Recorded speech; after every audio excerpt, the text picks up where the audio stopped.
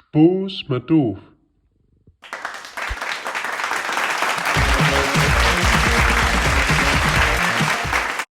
Hier ist ein Drutzel. Wo moest die twee brengen uit die brückenkast? Hier ist de schiste. Duf en zijn vriend, die zijn maar waar het hem domelijk zijn. S'morgens aan de zondag zijn ze met je voor naar de kerk. Aber während tot de bulten und is, zijn ze naar de bootstoel gegaan.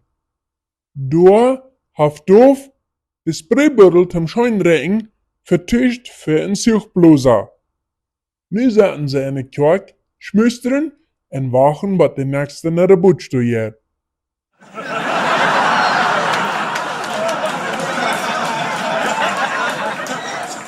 Duf gaat een dag naar de Nubers in Zadelweg brengen. Du woont plus eine Weetmemtje en dat is al zo'n goldene hoorje tante. Als hij onder de hand klappert, dan zegt die Memtje bloß: Duf, wie schön dat ik die kon zijn. Komm bis nan, help mir mal ein Puzzletop stellen. Ich kann dat nicht.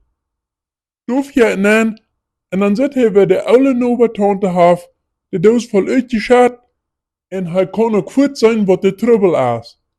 Hij vraagt de Nubermemtje: wat soll dat geven?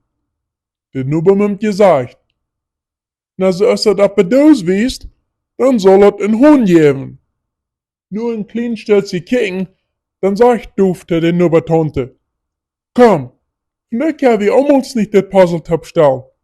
Lass mir die in Koffelteu merken, und dann halt mir diesen Cornflakes anlesen.